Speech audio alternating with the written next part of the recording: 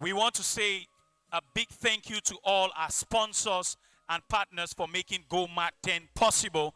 And I like to do a special recognition for one of our gold sponsors who is right here at this event with us. He is the founder and owner of St. Clair's Hotel, coming in as a silver sponsor and doubles as a gold sponsor as the CEO of Erandia, in the person of no one else but Mr. Simon Peter Minang. Please, can we give him a special recognition?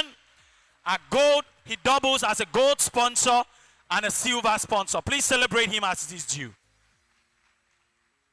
Thank you very much, sir, for your incredible support to this event. Thank you. All right. Ladies and gentlemen, like you might have noticed already, we are facing a technical challenge with respect to our screens. So we like to acknowledge the fact that we see this as a challenge, and I'd like you to rest assured that our technical team is doing everything possible to ensure that we have the screens working as soon as possible. We also want to apologize to our first speaker, Mrs. Nabi, whose presentation was partly hampered by the malfunctionality of our screens. But we'd like to assure you that in the course of our program, we're definitely going to find a solution to that. It is on this note, our next speaker, ladies and gentlemen, has been a dedicated medical doctor for over 39 years. For 10 years, she led the Global Fund TB and HIV control program in the littoral region, making a real difference in people's lives. After retiring from the public service, she proceeded to founding the Tesho Center in Bonamusadi, right here in the economic capital of Cameroon, Douala. The center aims to build healthy communities through strong relationships. She and her team provide training on important topics like stress management, mental well-being, work balance, and customer care. Ladies and gentlemen, in her personal life, she has been married for 40 years and is currently on her 40th marriage anniversary honeymoon abroad. So she is unavoidably absent. However, she did her presentation, which she has sent for us, and we are going to listen attentively. So we're going to set a ground rule now. In the course of this presentation, we're going to need you to put away your phones, and if possible, take your notes by pen and paper. Because the speaker is not live, there is a tendency that your attention span is limited. And so we have our protocol and hostesses that will be moving around to ensure that you are not distracted and that you make the most out of this session. Ladies and gentlemen, she will be helping us to understand paradigm shift, the entrepreneurial mindset. Please join me in welcoming no one else but Dr. Fon Elizabeth. A resounding round of applause. Nelson, let's have it.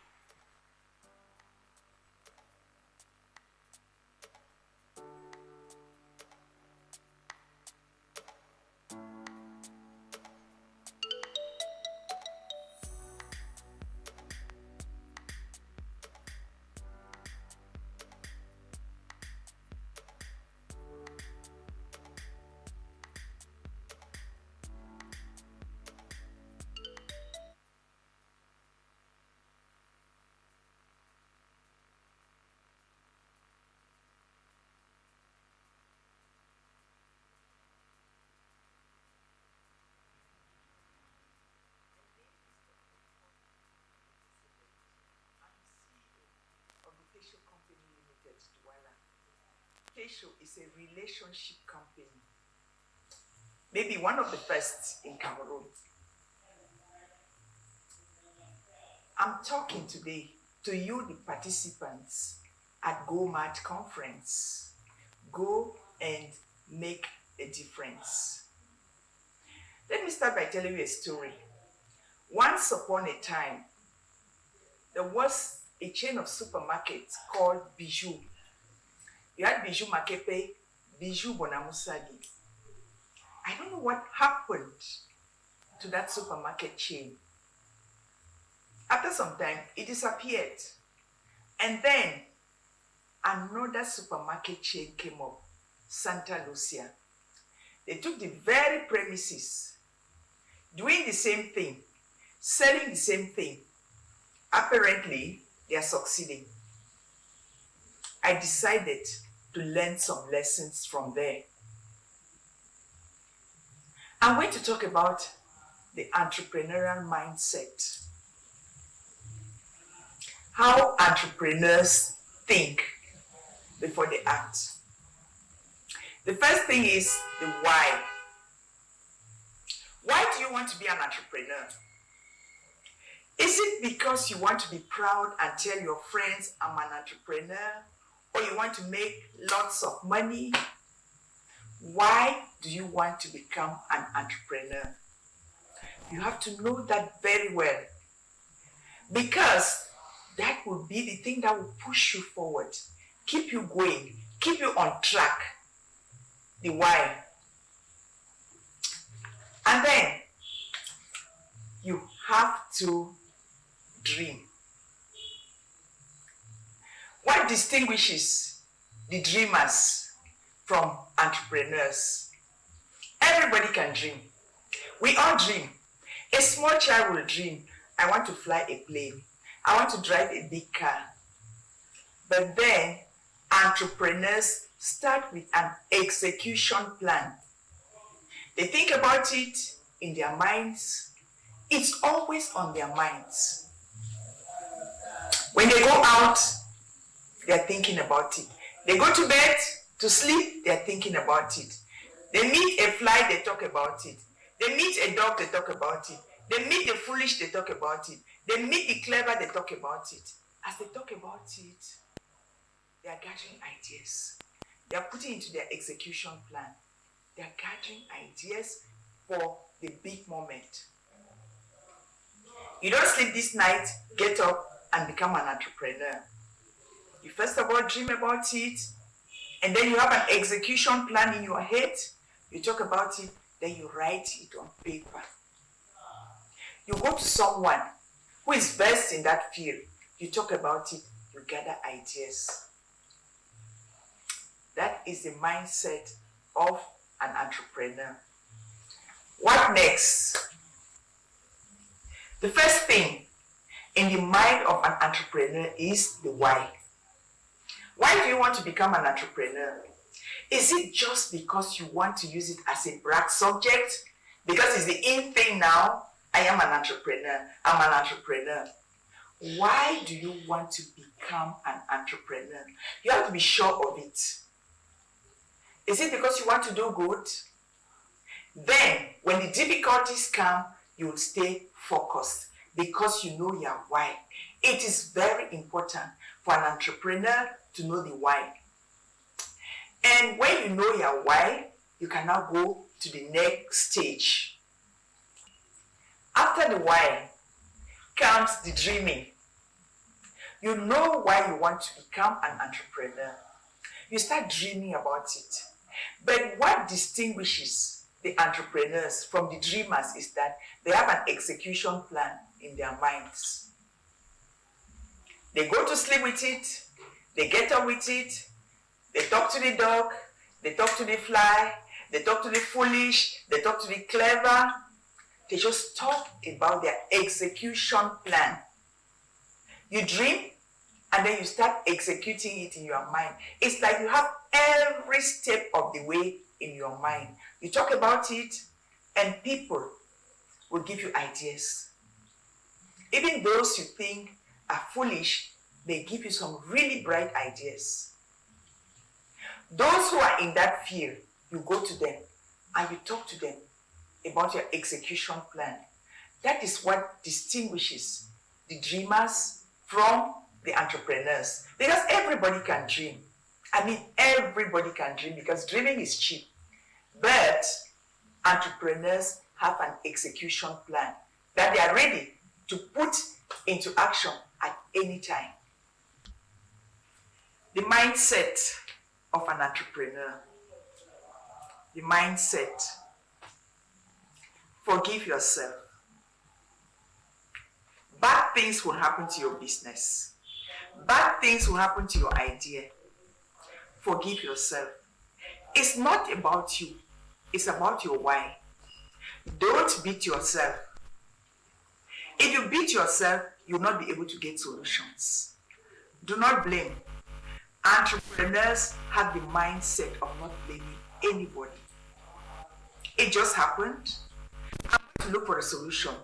If you take the problem to bed, it's not to let it worry you into sleeplessness. It's to think about a solution. Don't blame the government. Don't blame your friends. Don't blame the economy. Don't blame this and that. Oh, the Ukraine war. Oh, this person has taken over in the third world country or in the first world country or whatever. There are always reasons to blame. But an entrepreneur will not waste energy in blaming themselves or in blaming any other circumstance or any other person. The mindset, no blame. No blame game is wasted energy. Another aspect of the mindset of an entrepreneur is that you should prepare for failure. Is that strange? Are you surprised? Whenever you start any entrepreneurial activity, something will happen. You'll have setbacks. You'll have failures. So in your mind, you are already prepared. You are not taken by surprise. You are not beaten down. You don't give up. I mean, when I go back to the story I told you in the beginning, Bijou and Santa Lucia, from our observation, maybe there was somebody on the board of Bijou who did not think resilience. They gave up. So when you are prepared for failure in your mind, you know,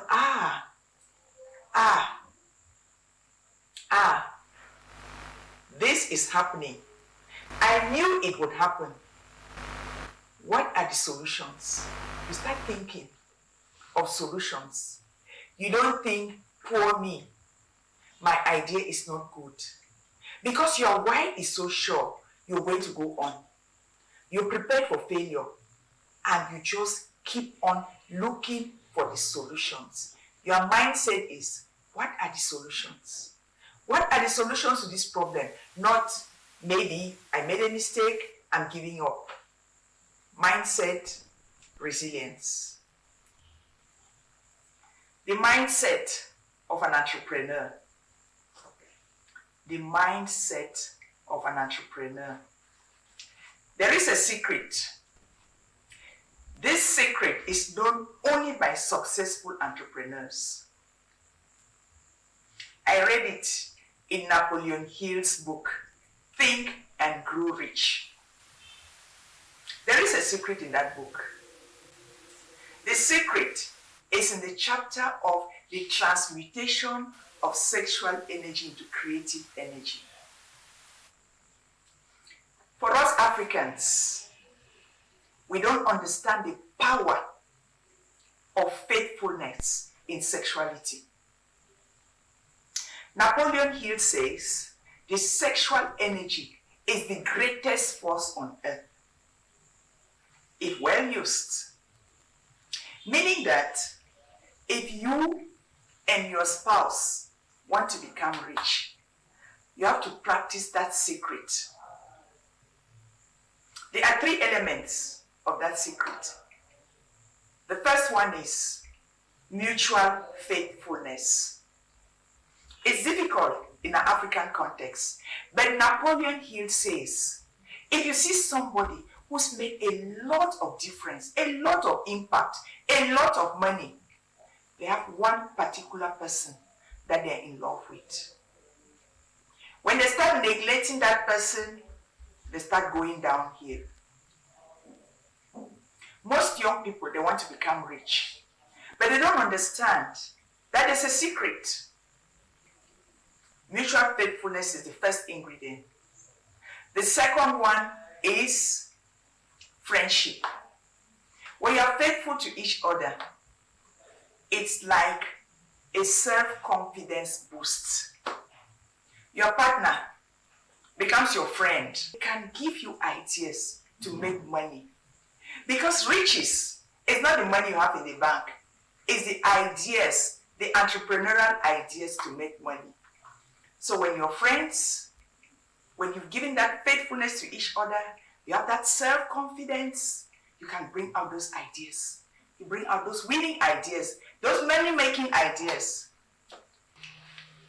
The third ingredient of this Napoleon Hill secret, transmutation of sexual energy into creative energy, is non-violent communication. Because as partners, as the power couple, as the entrepreneurial couple, you have problems.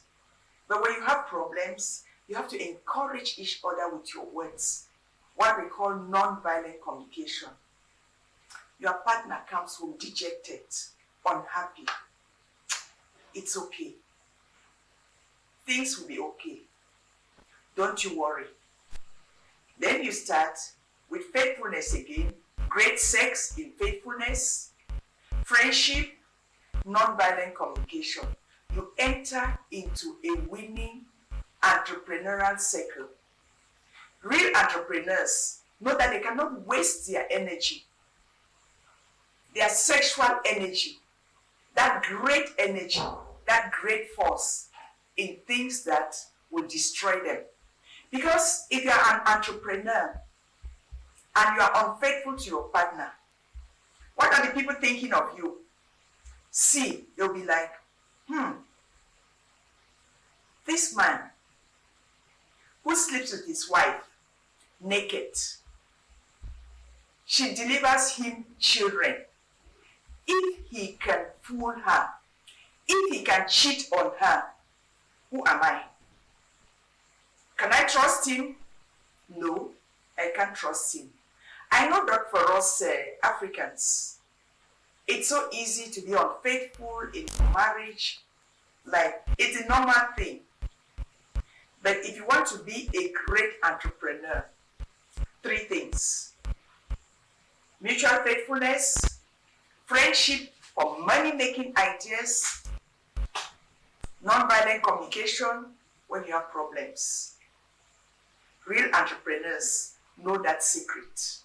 And it is the secret that I'm telling you today at this GoMAD conference. It's up to you. The mindset of an entrepreneur. Another aspect is the ability to celebrate. When you succeed, you celebrate. You jump up, yay, we did it. The celebration of an entrepreneur is for the team. The entrepreneur gives glory to the team. It's not about me doing it. It's about us. We did it. Give me 5. You know, if not of you, we wouldn't have made it. Wow. Let's go out and eat. Let's go somewhere. Let's celebrate. Let's give thanks to God. That's the mindset of an entrepreneur. You don't take all the glory to yourself. Oh yes, it's me, it's mine, it's I. An entrepreneur has the mindset of including everyone in the victory and in the celebration. GoMAD participants, anyone can dream of being an entrepreneur. In fact, there are so many entrepreneurs, only in their minds. Real entrepreneurs have a different mindset. They are dreamers and they are real entrepreneurs. The mindset of a successful entrepreneur. He or she knows their why, They dream. They have an execution plan in their minds. They roll out the plan. They prepare for failures. They welcome failures. They learn from their failures. They don't blame any person. Then they know the secret. I am a man. I am a woman who wants to succeed. As Napoleon Hill says, you do the transmutation of your sexual energy into creative energy. Nobody is going to trust an entrepreneur who is unfaithful to their partner. No way. If you can be unfaithful to your partner, can I trust you? No. And then, of course, you celebrate. Celebrate with your team. Give them the glory. It's not about you. Your mindset is about us. It's about ours. It's about our success. It's about our celebration.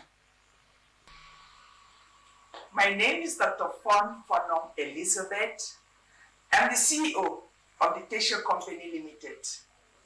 Tesho means Team Spirit Holistic. It is a relationship company. Our why is to build healthy communities from healthy relationships. We are a relationship company because we know that when people have healthy relationships at home and at work, they are mentally balanced, and that's when they are their most productive. We are a relationship company, and today at GoMAD, we are talking about the entrepreneurial mindset. I hope that you were able to get something and that you change your mindset to become that of a successful entrepreneur. Not somebody who dreams of being an entrepreneur, or somebody who does not know that for a successful entrepreneur to create impact in the community, they need to make the money, but they also need to be respected by people in their community because they are upright people.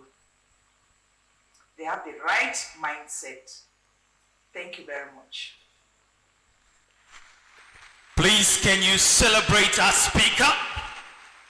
If you're clapping, please, can you clap like you mean it? And now, it's true that Dr. Fon Elizabeth is in absentia, but I'd like us to do a loud thank you, God bless you, and we're going to send that to her in appreciation because she's taken time off her 40th anniversary honeymoon to do this presentation for us. So we're going to do a unanimous thank you, God bless you. Are you ready? Some students have forgotten and you failed the first sequence exams. Let us hope that you score very high during the second sequence evaluation so that overall for the first term, you validate the term. Are you ready? Some students are still scoring average. The energy is low. Are you ready? All right, so what do we say to Dr. Fon Elizabeth?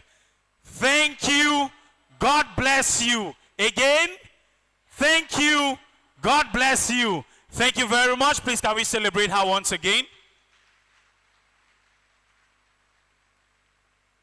Thank you very much. And if there is one thing I picked personally from this presentation, is on resilience, the ability to rise up after you've fallen. Remember, we're talking on the paradigm shift, the entrepreneurship mindset. You must be ready to go through the fire to get to the next level. You must be ready to go through the mud to see the sunshine. You must be ready to go through the rain in order to unlock your truest potential. So we mustn't give up when we fail. When we fail, we stand up and we keep trying again. That's the right mindset of a real entrepreneurial warrior. Ladies and gentlemen, I'd like to do our GoMAD declaration once again before I welcome on stage a phenomenal individual who is going to be gracing us here with a spellbound experience. So if you're ready with your GoMAD declaration, your seals of green, Please say, I got it. If you've got it, say, I got it.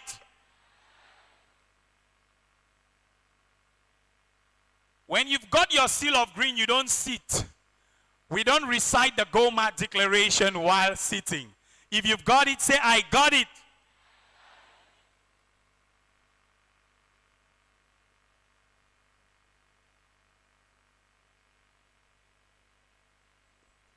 So remember, the rules are simple. Rule number 1, the energy needs to be at 100%. How many percent? How many percent? Rule number 2, when we say, are you ready? You say, bring it on. Are you ready? Are you ready? Awesome. Rule number 3, when you read a line and I don't give a comment, you move to the next. If I give a comment, you obey the instruction in the comment. Are you ready? Yes, yes. Yes, yes. We say yes. Yes, yes. All right. Are you ready? Are you ready? Want to go read. I am born to make a difference. Again, I am born to make a difference. I am passionate about living a life of influence. I know who I am. Again, I know who I am. Next, I am enough. I live on purpose. Say it like you mean it. I live on purpose. Again, I live on purpose. Next, I am an avid learner. Next, I am grateful. I walk with confidence. Again, I walk with confidence. Next, I do whatever it with intentionality. I do whatever it takes. Next, I am open to receiving wealth, happiness, abundance, and love. Next, I am committed to being a better person. Again, I am committed to being a better person. And finally, I am a GoMAD warrior. Again, I am a GoMAD warrior. Please celebrate yourselves, ladies and gentlemen. I am a GoMAD warrior. Thank you. You may be seated.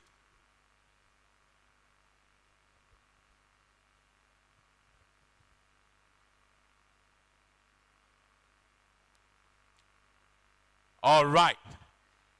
Ladies and gentlemen, gracing us at this event is an 11-year-old child entrepreneur and wordsmith who is going to keep us in awe and mesmerization with her storytelling. Discovering her passion for storytelling at the age of 2, she has since honed her skills and has captivated audiences both locally and internationally, performing at several premium events. Now I invite you all to get ready to be spellbound by her captivating voice, her rich imagination, and of course the timeless tales that she's going to weave to us today. Please join me welcome our esteemed guest in the person of Mianui Karen, aka Mia the Storyteller. A round of applause, ladies and gentlemen.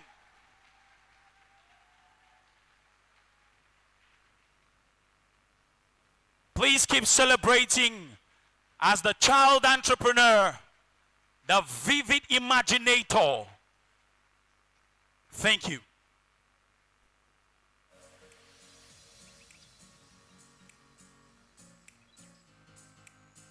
Greetings, ladies and gentlemen. Welcome to GoMAD10. My name is Mia the Storyteller. Today, I am here to tell you one of my inspiring stories. The title of this story is Use Every Opportunity Wisely. Listen very carefully and be blessed.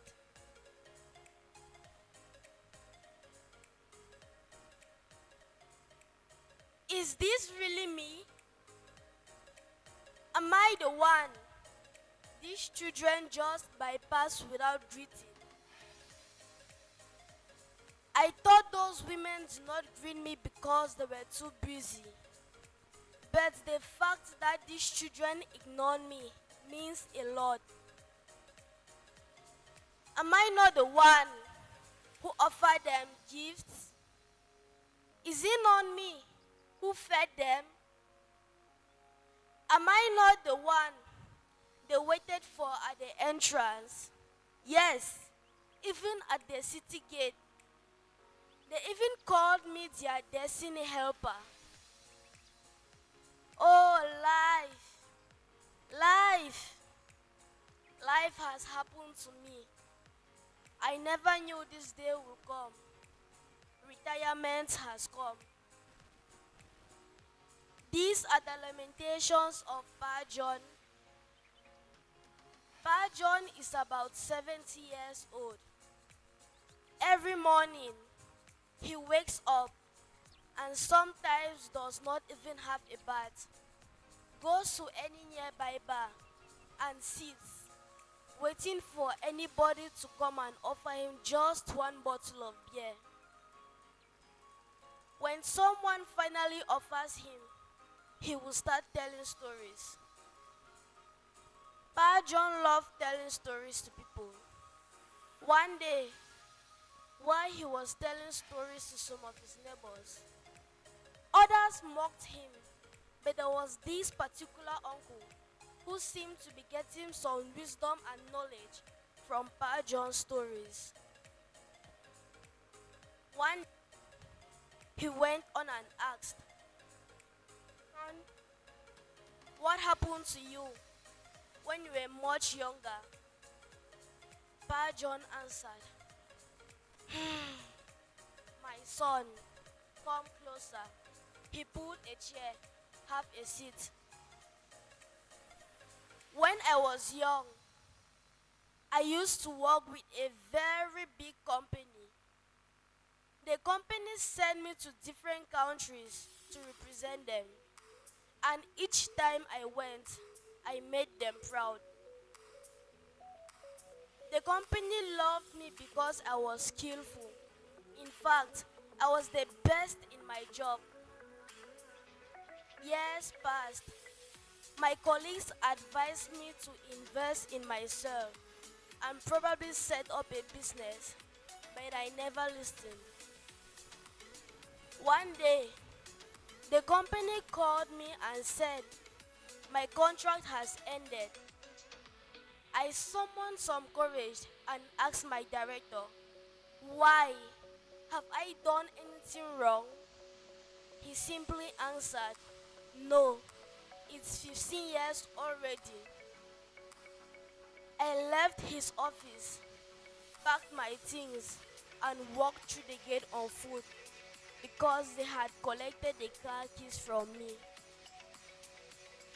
As soon as I reached home, I read the letter they gave to me. It was a quit notice. I had just 3 months to leave the company's house. 2 months later, I went to the bank, collected all my savings, rented an apartment, and continued living my flamboyant life. Years passed.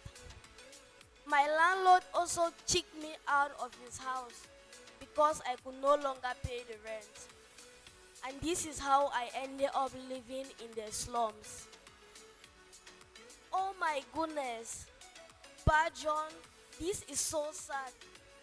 The uncle replied. Pa John said to him, "Yes, my son, indeed." The uncle asked one more time, "Pa John, did you love your job?" Pa John replied, "Yes, of course. It was so fulfilling. But my son, unfortunately for me, I didn't love myself. Today I am regretting." The uncle then told Pa John, "Pa John, my job is not fulfilling. What can I do?" Pa John said to him, "My son, the answer lies in your mind." The uncle left and went to his house, started meditating, and decided to invest in himself by attending personal development programs. In one of those programs, he had a vision which was to bring together young Cameroonians who are going to become entrepreneurs. These entrepreneurs will go make a difference by having visions which are going to impact their communities. And these entrepreneurs will be seen as nation builders. Ladies and gentlemen, please with a round of applause, can we rise up and appreciate this wonderful uncle? Just like the uncle who does not give any breathing space to Pa John, no other person than Mr. Godlove Jesus.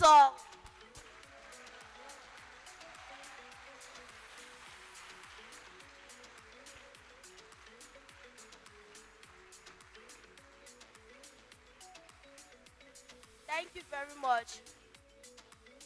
Ladies and gentlemen, I hope you learned something from this story.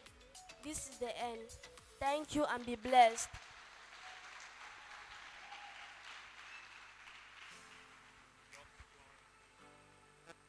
Please, can we celebrate her? Celebrate her.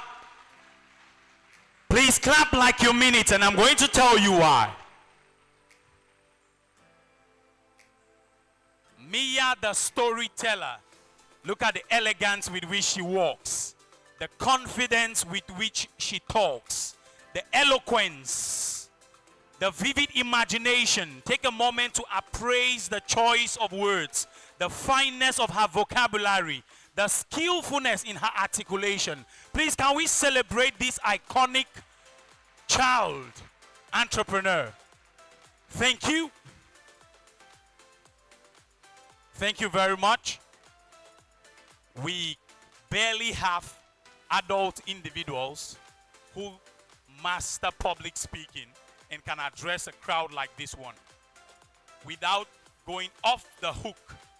So it's always a great deal for us to encourage young ones like these so that we get to promote their dreams and so that they can live up to the fullness of their potential. Thank you very much for that brilliant performance and for the core messages encapsulated in those beautifully decorated words that you have dished out to us today. Thank you very much.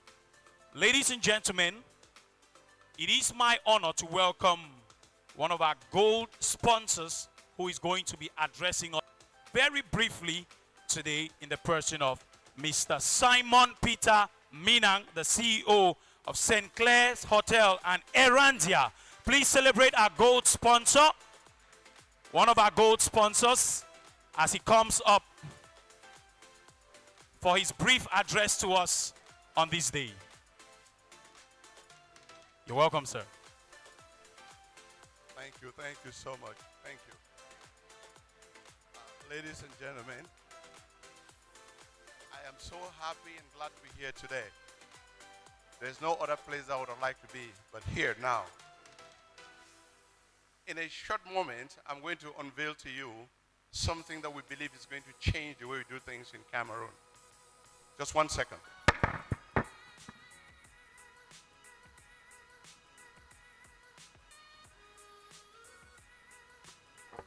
Ladies and gentlemen, welcome to Erandia.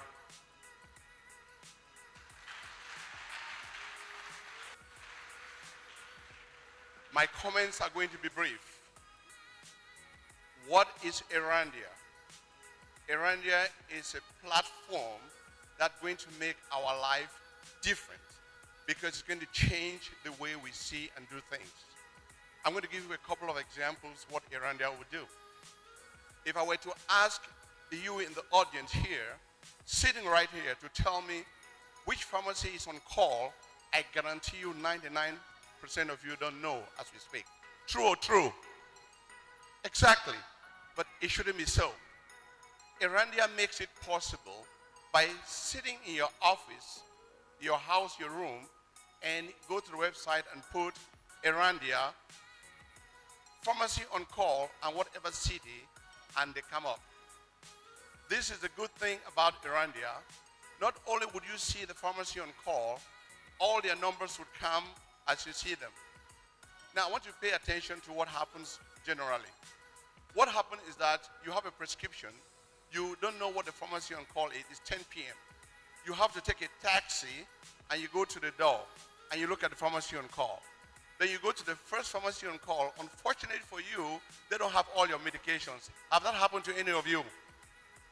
Then you have to take another taxi to the second pharmacy on call before you can have your prescription. That will change. With Erandia, you know the pharmacy on call.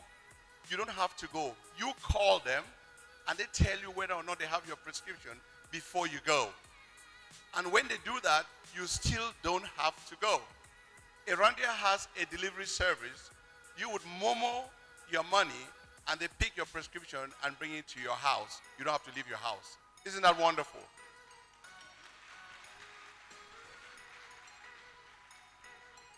This is another aspect of Erandia. I want you to pay close attention. If we were to go to an excursion now from Douala to Yaoundé, we would necessarily see a car that is stalled that has a problem by the roadside. True or true? Many a times you see people flagging that they stop, help me. 20, 30 years ago, people stopped. The world was kinder. But because we are now become very dangerous, people are kidnapped, they cut for body parts. You see people in distress on the road, nobody stops again. Okay? We have stopped that. As we speak, we are registering all mechanics in Cameroon. Yes, even your mechanic. We are registering every single mechanic. We are also registering all the auto part shops in Cameroon. So this is what will happen. Let's say I'm going to Yaoundé and in Puma I have a problem. No panic. You take your phone, go to Erandia, you put mobile mechanics. 5 kilometers around there, mechanics come up. They call you and they come and help you. Is that not wonderful? Now, another thing that Erandia does is help a lot of us get what we want. I'm going to give you this. Let's say around 2 a.m. in the morning, the bed is shaking and you turn on the light and your 8-month-old child is having fever.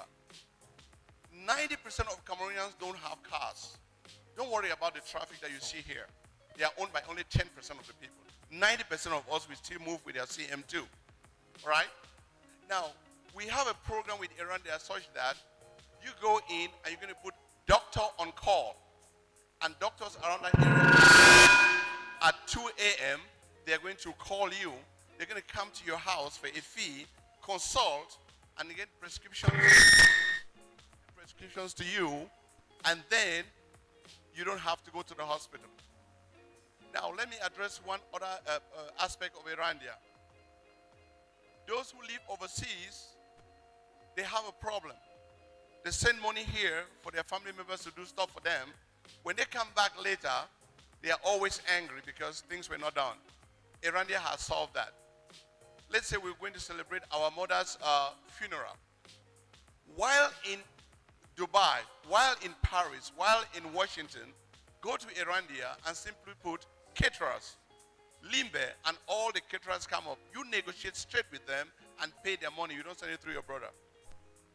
You go to canopies, decorators, you go to Erandia and find decorators and pay direct to them. When you come back, everything you wanted during the funeral, you have it. Isn't that wonderful? Ladies and gentlemen, what then is Erandia doing? Erandia makes you visible. That's all Erandia does. Every single Cameroonian would download Erandia because if you do not have Google, you cannot Google. You're going to download Erandia for free. Download Erandia and register. Go to Play Store if you have an Android phone, or go to App Store if you have an Apple phone, and you can search for Erandia app, download, and register. I'm going to ask you to do that before you leave here today, every single one of you. Now, let's talk about businesses. Erandia is going to change the way people do business. Many a times, people are looking for a hotel for a hotel. They are new in town. Once you start asking people on the street or taxi drivers which is a good hotel, what you are actually doing is telling them that you are new to that area. You are putting yourself in harm's way. Erandia has changed that. What you simply do is you go to Erandia, you put search, hotel, Limbe, beach, and you press search, and all the hotels that are there would come up with their numbers. You can call them and negotiate for a good price for yourself, because you have many hotels coming up. So competition is there for you to see. Ladies and gentlemen, Erandia has another use. It has to do with tutoring, babysitting. I'm going to ask you a question here, and I want you to answer this. How many of you have gone to the bathroom and you do your thing and you flush the toilet and it doesn't go? How many of you put your hand up if it happened to you? If you didn't put your hand up, you're lying. It has happened to almost all of us, that we go to the bathroom and the toilet does not flush well. True or false? Wonderful. When it happens, the thing that comes into your mind at that time is, where can I get a plumber? True or false? And then what you do is you ask your neighbors where I can find a plumber. That's what you do. And maybe they tell you, I have a plumber, but I don't really trust him because he didn't work well in my house. So you go through 2, 3, 4, 5 neighbors to get one plumber. That is over. This is true with plumbing. This is true with electricity. This is true with mechanic. This is true with carpenters. All you need to do is go to Erandia and you put plumber Bonamusadi, plumber BMC, plumber T-junction, Tarukun junction, and you said send, and all the plumbers that are there will come up and you can call one of them. You don't have to ask your neighbor. You don't have to ask your neighbor. Now, before I finish, and let me tell you how Erandia was born. In 2015, I had not eaten a favorite dish of mine called achu. I had not eaten achu for a long time, and I wanted to eat achu. And I asked my driver to take me to an achu shop, a restaurant. I went to 3 restaurants, achu was finished. I had to go eat something else in another restaurant. And I told myself, there must be a better way to find a restaurant selling achu. I decided that I am going to start by registering all the restaurants that sell achu in Boya. Then when I want them, I can search them, and they will know I'm looking for them. Then they will call me to tell me they have achu. Isn't that wonderful? So it occurred to me, if I can do that with achu in Boya, I can now do it with all the restaurants in Cameroon. But if that is true for achu, it's also true for plumbing, it's also true for mechanic, it's also true for everything else. True or true? Thank you all so very much. Ladies and gentlemen, I am going to end this by saying one last thing about mechanics.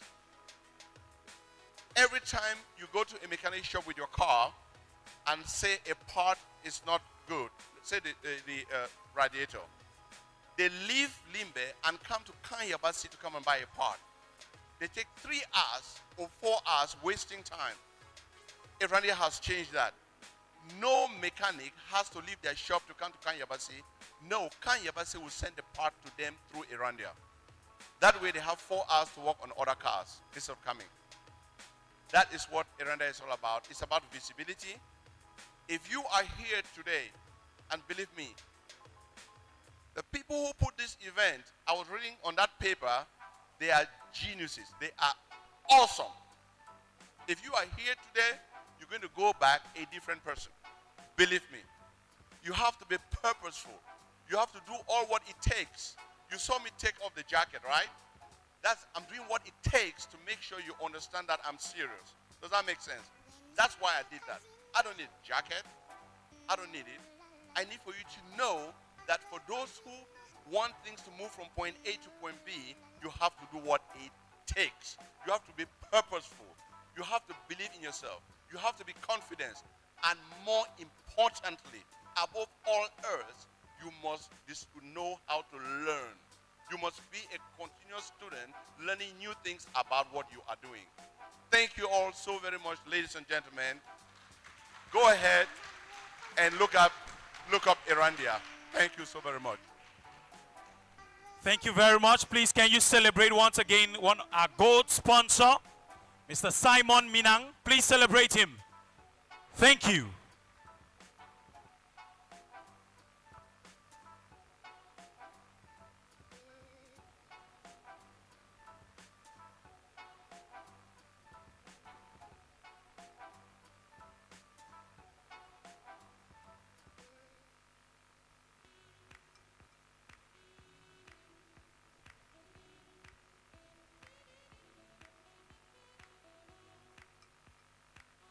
Thank you very much.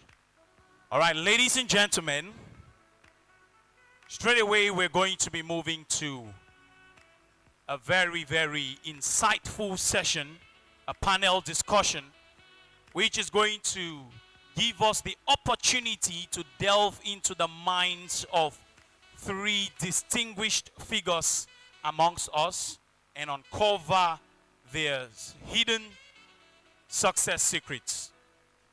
These are individuals who have recorded unprecedented success in their areas of specialty. But I will not be moderating this session. Our moderator has the unique skill set to help us dig into the hidden riches of the panelists' minds and help us to uncover their hidden secrets. She is a final year student studying psychology at the University of Boya and a para-counselor with a passion for mental well-being and personal growth. Ladies and gentlemen, beyond counseling, she is a content writer and a social media manager using digital platforms to educate, engage, and inspire. Please help me welcome our panel moderator in the person of Jik Gwendoline. Please, a resounding round of applause. Please keep clapping till she makes her way up to the stage. Thank you. Please keep clapping. Do not get tired.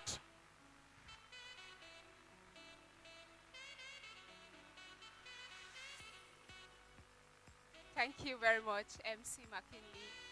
Thank you, GoMAD, for giving me the opportunity to moderate this panel session.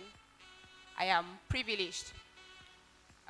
Ladies and gentlemen, in the next 45 minutes, we'll be delving into a conversation with three amazing individuals, like we've all heard, who are doing amazingly well in their different areas of expertise.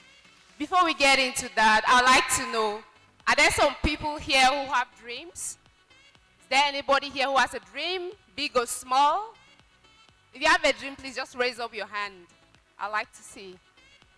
Okay, okay. I see the hall is full of amazing people who have dreams, who all have dreams.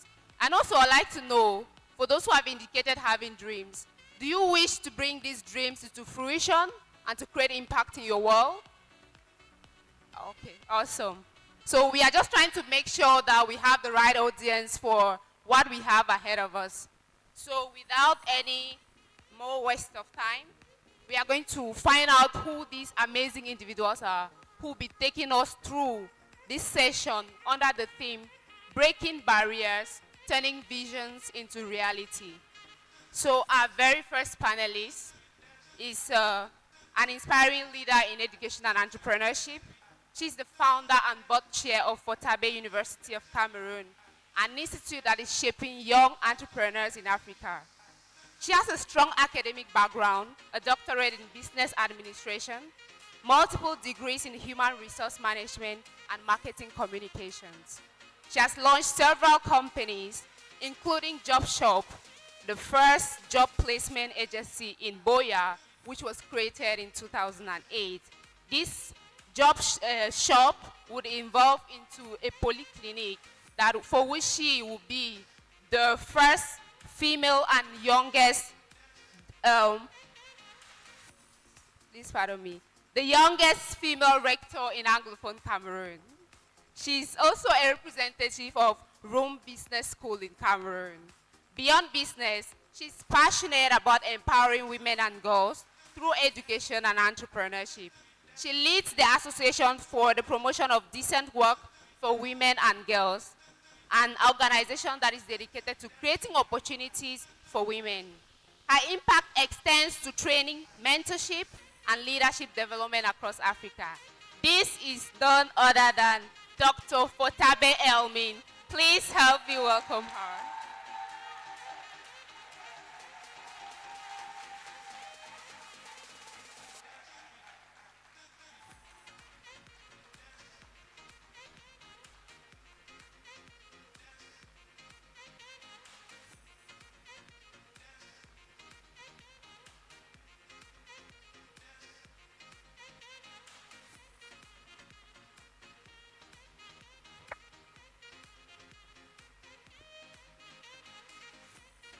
All right, we'll move ahead to our next panelist, who is an award-winning visionary.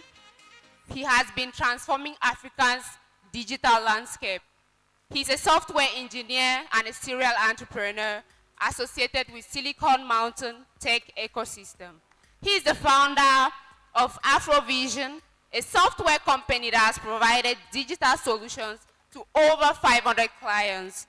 He's also the founder of Njoku, a platform that has connected 500,000 African professionals to millions of job opportunities. His latest venture is Bayam, transforming e-commerce by linking merchants with independent resellers. He's passionate about using technology to improve lives, create opportunities in Africa. Please help me welcome Mr. Mambe Churchill.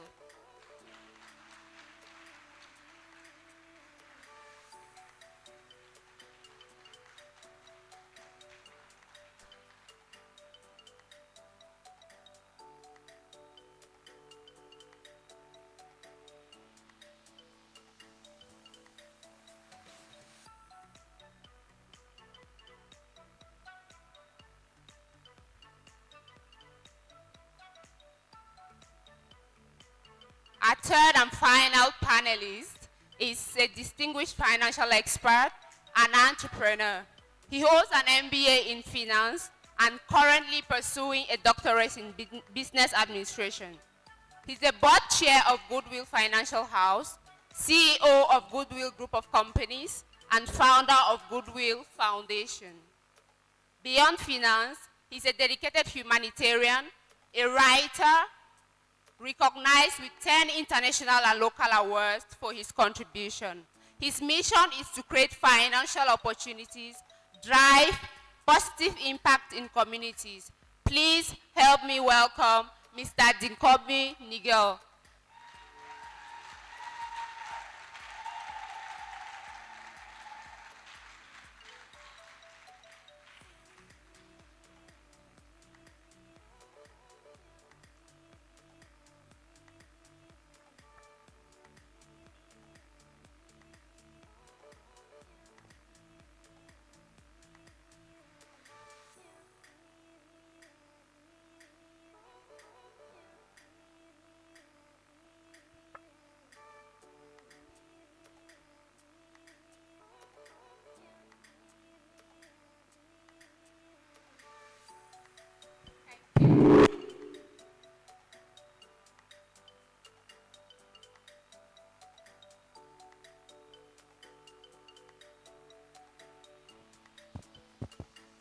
Song 1, 2.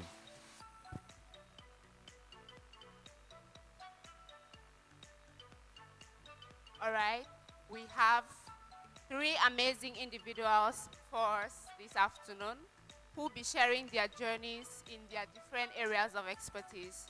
They are going to guide us under the theme, like we heard before, breaking barriers, turning visions into reality. So we'll begin right away. I'd like to know, please, can you share a bit about your journey? What inspired you to start your entrepreneurial career? I'd like Mr. Nigel to start.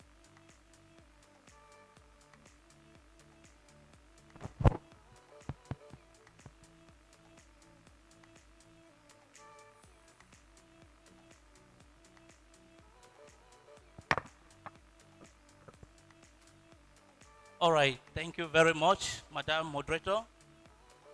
It's a privilege to be here to share my views share a little bit about myself and my team. I listened to the first speaker, and there's something she shared that it is not always very easy. When I share, I'm here with my mentor, Madam Dr. Fortabe, and a great IT technician I've been hearing for a very long time. Today, I'm the least amongst them in terms of how I actually got to become successful. But what I want to share with you is a little bit more of something that we neglect. Some time back, some years back, where I decided to say I'm going to start up something in finance and in business, I felt like I was taking a wrong journey. I had friends who invested in my business. After 2 years, he convocated me and said, please give back my money.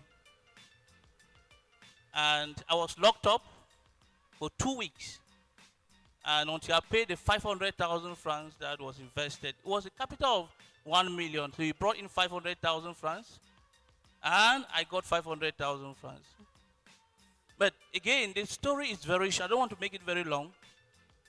What I want to say is that the journey is a very tedious one. I am the head of Goodwill Group of Companies, or the CEO and board founder, and the CEO of Goodwill Financial House. My vision is to make sure that every part of Cameroonians very more inspired to pick their phones and make sure that financial operations are done easily. My success came as a result of saying that I will not give up. I was locked up like 5 times and sent to jail. When I say jail, I mean that waiting trial on cases where it is about trying to do my business, trying to do the things that I don't do best or I don't know best, because there are certain things that you are going to be trying even while you are still in business. So my summary, or the summary of how I started my journey, is very simple.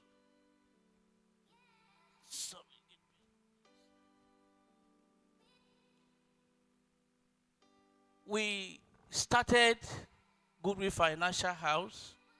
At some point, it was more like it was not going to succeed. And I'm happy the general manager is here and my team. Today, Goodwill Financial House is one of the microfinances, microfinance that is leading Douala. Goodwill Group of Companies are different companies that we do real estate, consulting, and the foundation. So my story is going to be more of, please persist in your dream. Don't give up. You are going to be deserted. You are going to be abandoned. Don't give up. I've made a summary of my life and how I started in a very simple book. A street child who has become a CEO. So I will want us to read that book and get the entire story of how my journey started. So I want to thank you, Madam Moderator. Will be sharing again, and I'll be sharing with you some of the challenges we are facing, even while we are at the top, but we still face challenges, so that you will learn from it and don't give up. So whatever you are doing now, be rest assured that failure, persisting suffering, and staying hungry is part of the process for you to become a successful entrepreneur. Thank you. Wow. Thank you.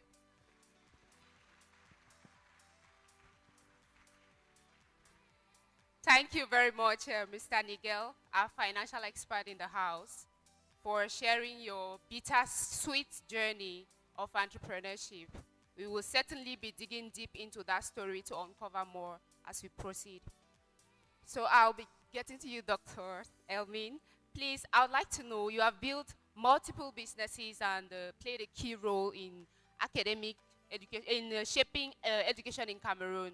Please, I would like to know what inspired you to venture both into academia and entrepreneurship. Thank you very much, our moderator. Hello, everyone. Thank you for having me again at GoMAD10. It's always a pleasure to be here to share my story. My story is a bit long, but not as captivating as his story. So I've not been locked up many times. But I think like every entrepreneur in this room, I saw a need and I wanted to fill that need. I had advanced level in Cameroon in 2000, and I wanted to go to the University of Boya, like many young people I'm sure in this hall. And I wanted to read journalism and mass communication. That was my passion at the time. But you know, when you applied, we were given 3 choices. So you have the first choice, the second, and the third. My third choice was languages. My first was journalism.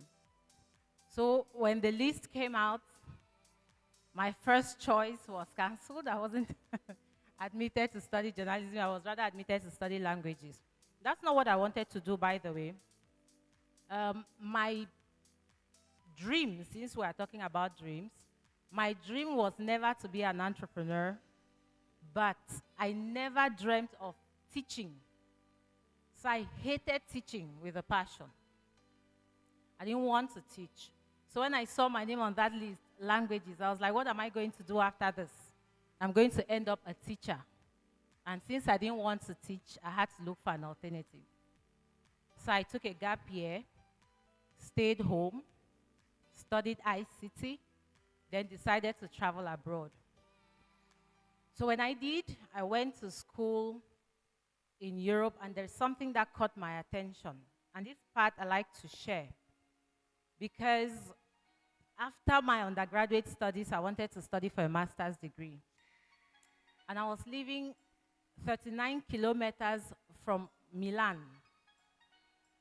And I applied to study the master's in human resource management in Milan. So that's like 40 minutes commuting from where I was living to Milan.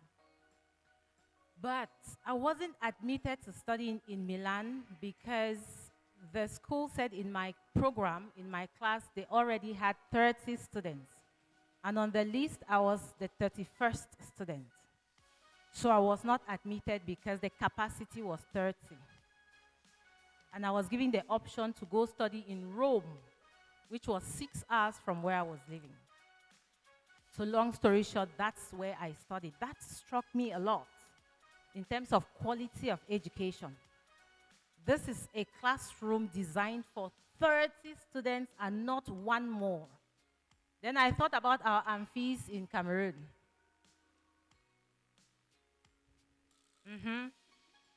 And then the quality of education I had there inspired me.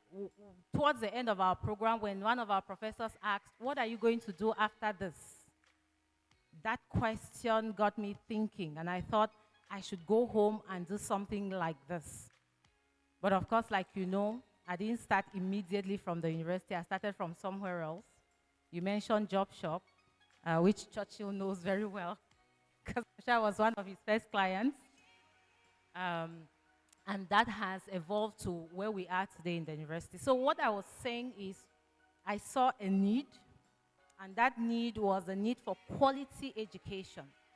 Education which is not about quantity, but about quality. And that's what pushed me. I had that dream. Somehow that dream became a plan and a vision, and today I'm here. I'm sure I'm going to talk to you about how that transformation happened, but that's my story. Wow. Thank you, thank you.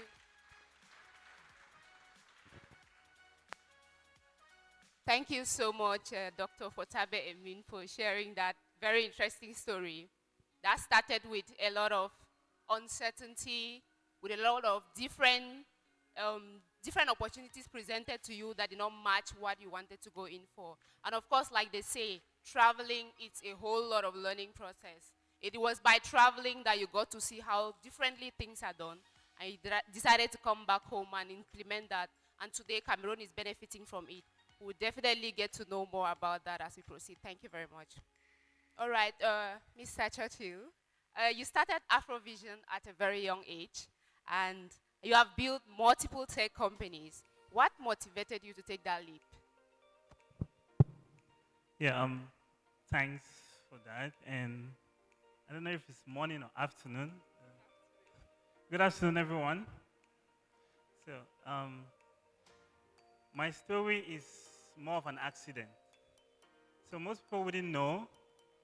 So my story into entrepreneurship is an accident. It's not like I sat down, I was like, I need to be an entrepreneur, I need to start a business. No, no, no. I didn't even, I thought business was for white people. They had money to set up a business and set up the companies. So in 2003, after I got my A levels from my GC A levels, I looked around the schools in Cameroon. I noticed none of them had a course I was interested in. I mean, don't get it wrong. I was a straight A student, but I was like, I'm not going to any university because they don't have any course I'm interested in. So what I did was I took a 1-year sabbatical to spend that year at home and figure out what I would do with my life, because I wanted to go and study telecommunications engineering in the UK, but my mom could not afford that. I mean, far from it. And I don't think there was anywhere. Maybe I could try Polytech, but I don't know if somebody had the possibility or the connections to get me in. So I just felt like I was spending a year in Boya because my friends were going to Boya. I mean, we studied in Kumba, but everybody was going to Boya. So I was like, I will not stay in Kumba. Let me just go to Boya with my friends and just spend 1 year to figure out what my life would look like. I mean, I was 17, but I wanted to figure out my life. So within that year, I enrolled in a private school, professional school in Boya called Trust Tech Institute of Technology, just so I could get a skill to start making money in a very short time, so that I would not have to call my mom when I needed to buy a sneaker, because I like sneakers. I was like, after 1 year, I should not call mom and say, give me money to buy sneakers. So let me get a skill, hands-on skill. And so I enrolled in Trust Tech to learn how to repair computers.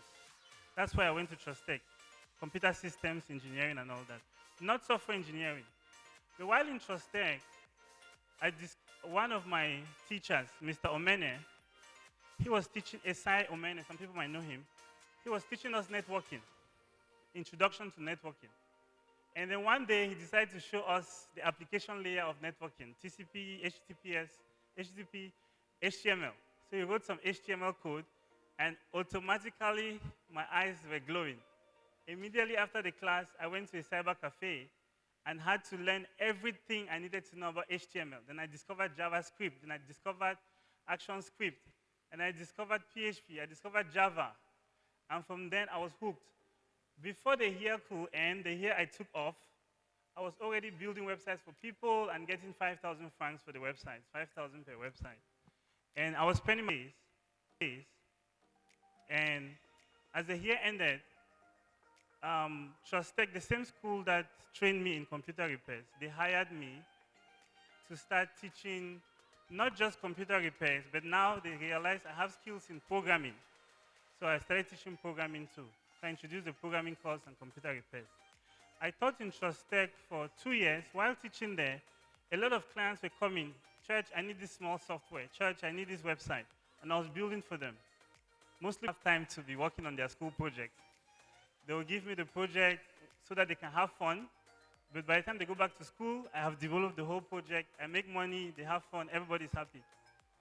So, by 2006, I had built kind of a reputation, so I quit my job at Trust Tech, which was 2 years, and then I started Afrovision. So like I said, I didn't plan it. people kept telling me what to do. I kept discovering things.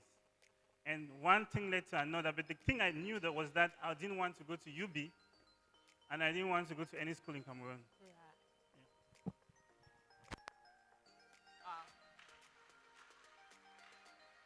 That is quite a story right there, Mr. Churchill. I think at this point we have noticed a pattern with us, our panelists. They started really young, and so they had time to pause, figure out what they wanted before proceeding with their dreams. And that is why they are where they are today. Thank you very much. We'll definitely be getting more about how that went on until you are where you are today. So we're getting back to you, Mr. Nigel. Today we know you as CEO, as board chair, and as founder of Goodwill Organization. The organization itself housing all these different institutions. So you've actually won several awards and all of that. So what do you believe is the key to building sustainable financial enterprises?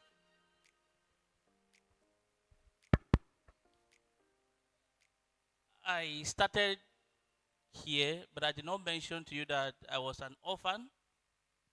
I am an orphan, and I come from a family of 10.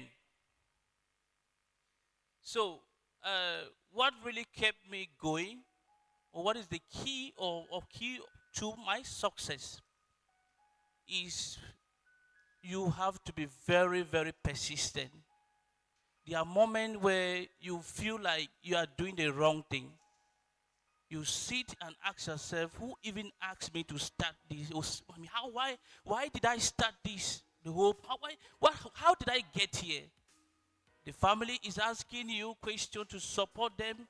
The government is there on its own part, pay taxes. The landlord is asking you to pay rent.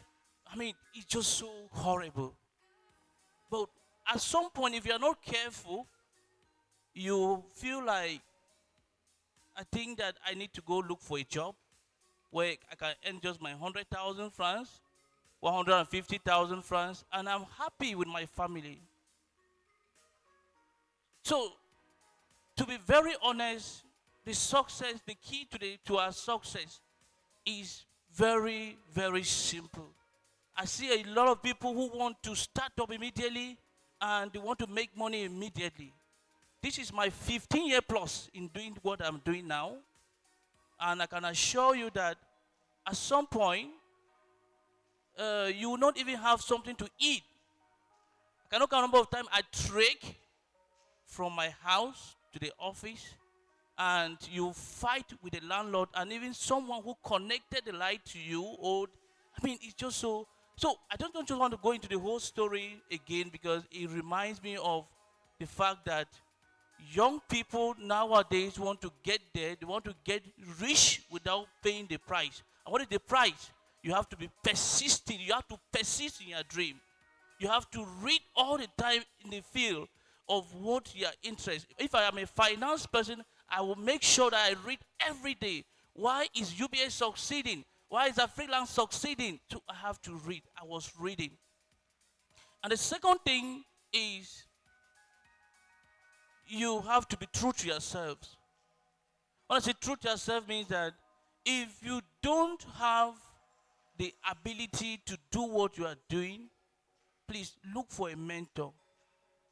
I cannot count the amount of time. I just started by appreciating a mother, a woman who accepted me. I mean, she's one key person that has assisted me to where I am, Madam Dr. Fortabe. Can we clap for her, please? Yes. At some point, I will have to go to her. Oh, Mom, how do we do this? Oh, Nisha, you have to be careful. You have to be like this. You have to be like this. You have to be like this. There are many of them, Dr. Fomba, a whole lot of people. Look for a mentor that can inspire you to the things that you are doing. Number 3 things. Just be very rest assured that you are not going to have the money immediately. So if you accept that the dream that I am taking over now or I am chasing now is not going to give me immediately, then you must be able to cut your coat according to your size. So, I mean, everybody wants to go rent a very big office space and I mean, you sometimes we rent cars to impress people. My first office somewhere around Pacovita, nobody could even believe that something, it was like a small, I don't know how to call it, small, very small. People will come there and say that sometimes people only come to pity me and say, but what will come out of me? Everybody will come and say that I will do business with this guy. So what I'm saying is that cut your code according to your size. Don't go to make so much expenditure where you are not yet strong.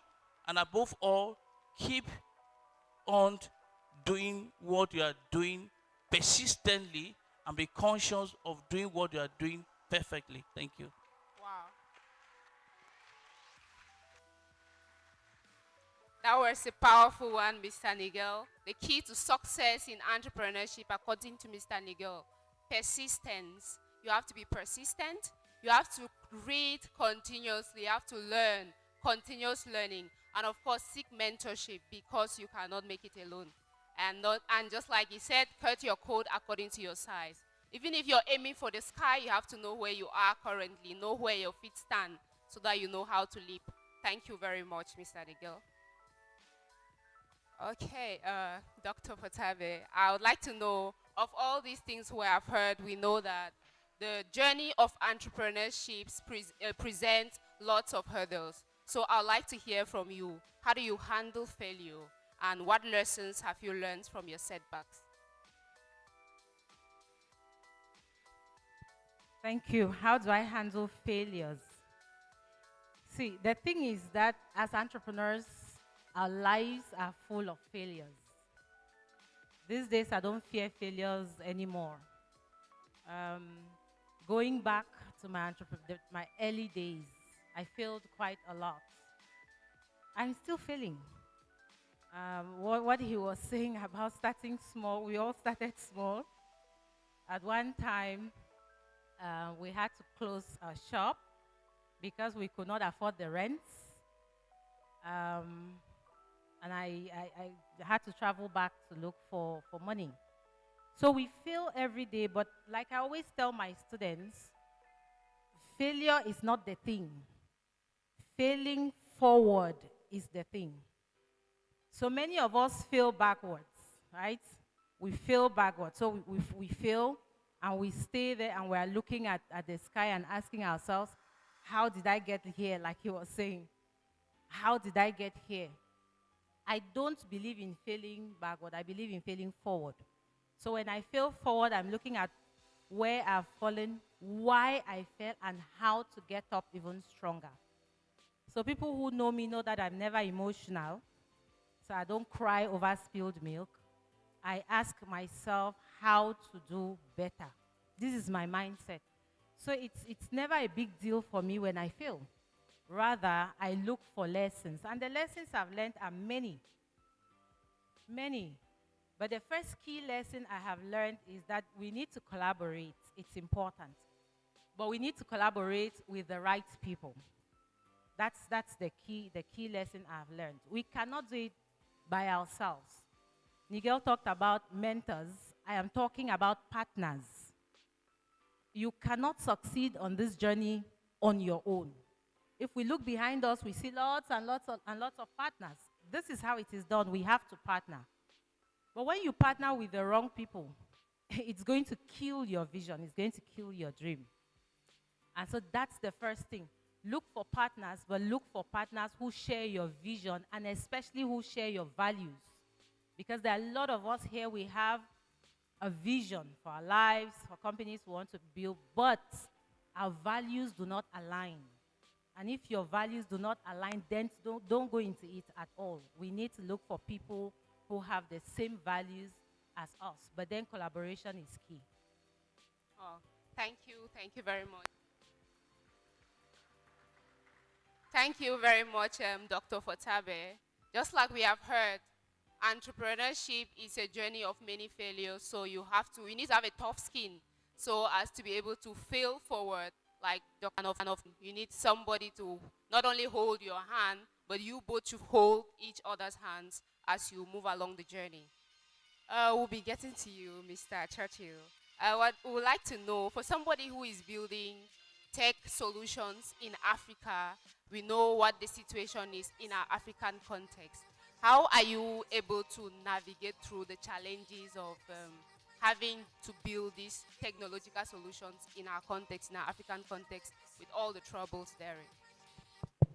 Well, that one is, it's a very complex one because I can talk about that all day, that particular question. So, I'll focus on a few things. So, building tech, it's a talent business. Talent. You might think it's a laptop, no, it's a talent business. So you need the smartest people to work with. Now, take me back to 2006 and then tell me, where do I get these smart people? And if I could even get the smart people, will I be able to hire them? Because the little smart ones that were available, the big companies were snatching them left and right, demand and supply. That demand is very high, so the value for them on payroll is very high. You pay them high because they are scarce. So how does a small guy like me, 20 years old, hire them so that I can build a company? Yeah, it's a challenge because our schools were not creating as many talents as possible. So it's a big, big problem. If you want to have a talent economy, which is like the internet-based economy, you need to be churning out the best talents that are global standard. But if you cannot turn them out, it means you need to encourage the communities to learn and become the best of the best. For instance, if you look at the US and China competing today, they're all competing at the level of talent. The number of engineers graduating in China versus number of engineers graduating in the US, and you get the difference. That is why China is coming up non-stop, and then the rest is in the news. You can watch it. So I had the big problem of talent, and how did I solve that? I had to go around, identify very smart people, train them, so I invest in them. I train them for free, and then hire them to work for me. And this I've been doing till today. I've done that for 18 years. So if I am succeeding, it's because I am doing this. Otherwise, there is no other way to succeed, especially in tech. And then there are bigger problems of infrastructure. I can't stop singing this song. How do we build tech when there is no electricity? The computers are not come on. If the computers are not on, where do we write the code? So it's a big problem. And if you really want to have successful tech companies, we need to, at the national scale, solve the electricity issue so that more and more young people can get into tech. Because if there's no electricity, somebody in Dibombari will not get into tech. But if there's electricity, and of course the next thing I'll talk about the internet, but if there's electricity, a young person in Dibombari can start learning to code like I was in Boya, and in 2 years they can start their own company or they can work for a foreign company. But without electricity, this is practically impossible. And the final one I'll talk about is the internet infrastructure. Our internet infrastructure is not the best because, one, in tech, you have to learn every day. I like the GoMAD charter, the creed which we're reciting. One of the things there is learning every day. In tech, the day you stop learning is the day you start dying. So to learn every day means you need the internet every day. And if the internet is not working, you can't watch that free video on YouTube. You can't take that course from MIT. But with the internet infrastructure being in place, then we can say we can easily build. So those are the challenges I've been facing. Yeah. Thank you very much, Mr. Churchill. Just like you said at the beginning, if you have to talk about the problems in our context, we can stay here all day. And of course, for you to be able to navigate, you have to understand your context, understand the issues that are relevant in your own area, in your own field, and then know how to channel your energy towards overcoming the obstacles. Thank you very much. We also cannot talk about entrepreneurship without talking about funding. You can have all the ideas in the world, you can have all the amazing ideas, but if you don't have money, you will not be able to bring these ideas into fruition. So, Mr. Nigel, we're getting back to you as a financial expert in the house.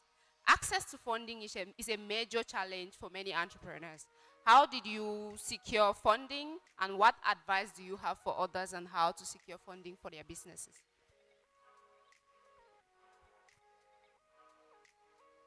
Yes, I think that our financial house, one of the key area we look is to support startups and to encourage them to start up something. We have a mobile app system now that even you are in Bamenda, you're in Yaoundé, anywhere, you can you can register on our app. You have a possibility of even securing a loan of 100,000 francs at least.